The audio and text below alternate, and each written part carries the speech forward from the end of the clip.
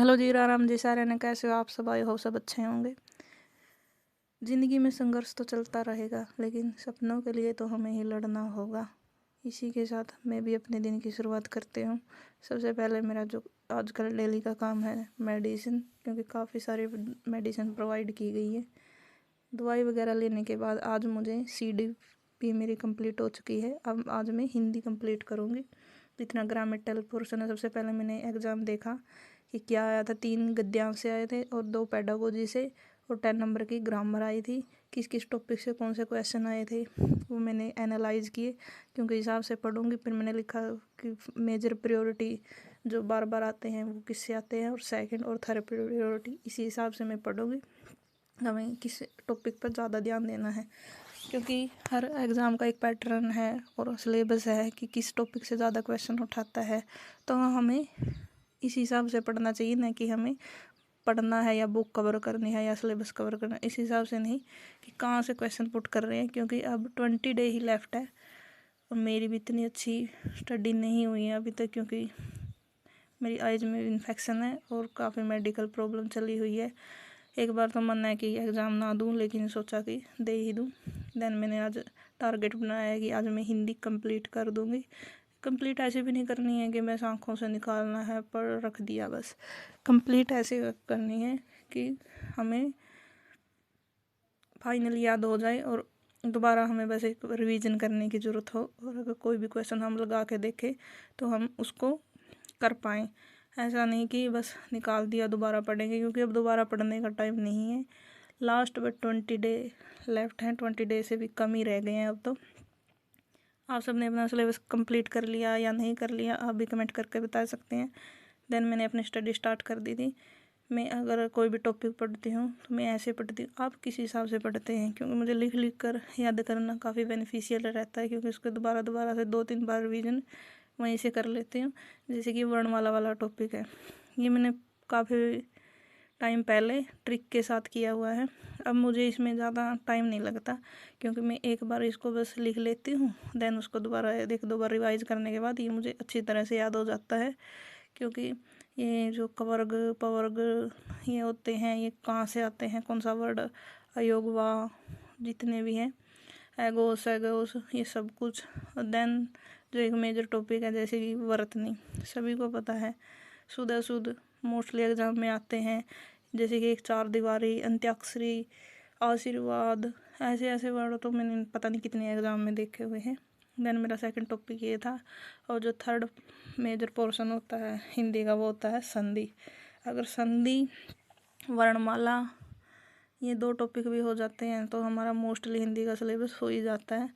क्योंकि काफ़ी बच्चों को इन्हीं से ज़्यादा डर लगता है। लेकिन अगर हम एक बार अच्छे से किसी टीचर की हेल्प लेके या खुद से अगर कोई ट्रिक बनाना चाहते हैं, अच्छे से कर लें, तो वो ऑल लाइफ हमें बेनिफिशियल रहेगा।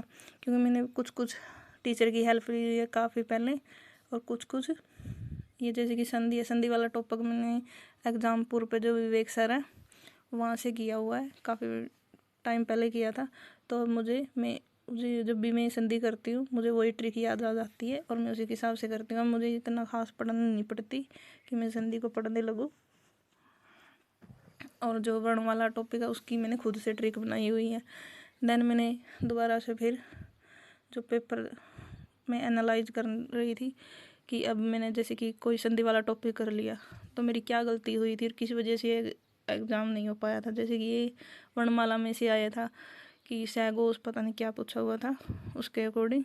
देन मेरा जो 4 टॉपिक है, आज मैंने लगभग 8-9 के करीब टॉपिक कर दिए थे, क्योंकि घर में सुबह भी लेट काम बना था, देन दोपहर का, और फिर घर में भी काफ़ी टाइम लग गया था आज मुझे काम करते करते। लेकिन फिर भी मैंने अपनी स्टडी नहीं छोड़ी। तबीयत भी डाउन होती गई, लेकिन मेरा जो टारगेट था मुझे आज अचीव करना था।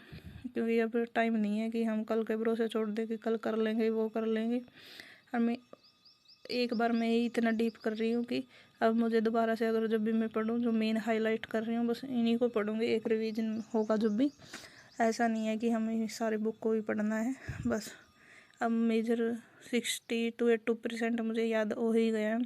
जैसे कि मैंने बीच बीच में ये वचन है या लिंग है, स्त्रीलिंग पुल्लिंग, इनमें काफ़ी डिफ़िकल्टी आती है। ये भी मैंने एक शॉर्ट नोट एक पेज पे बनाए हुए हैं, इसे मैं बस 5 मिनट में ही रिवाइज कर लेती हूँ। इससे मेरे 2 टॉपिक 5 मिनट में कवर हो जाते हैं।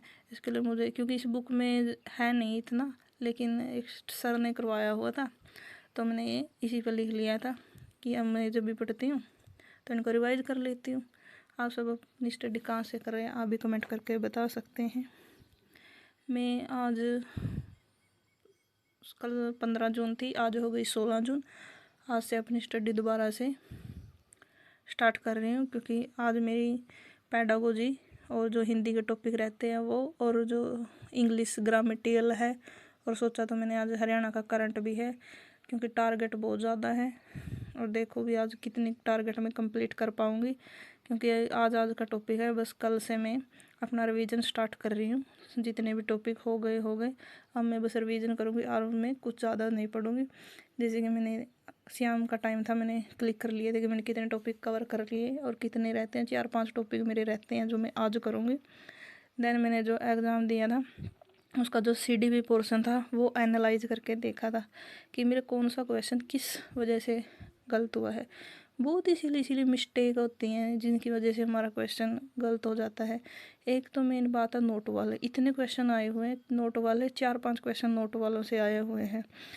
और एक जैसे कि कोई थ्योरी है, उसका जो अदर नेम है वो, और किस उस थ्योरी में जो मेजर कोई बात कही गई है, कोई डेफिनेशन कही गई है वो। और तीसरी बात है कि ये थ्योरी किसने दी है वो। हमें ये मेन पॉइंट ये याद करने चाहिए। और एक नोट वाले बहुत ज़्यादा क्वेश्चन है, क्योंकि हम देखते हैं वैसे क्लिक कर देते हैं। अरे एक दो क्वेश्चन तो बहुत सिली मिस्टेक से मुझसे गलत हुआ था। मैंने एग्ज़ाम एनालाइज कर लिया है और मैं अब दोबारा इसीलिए मिस्टेक नहीं करूँगी।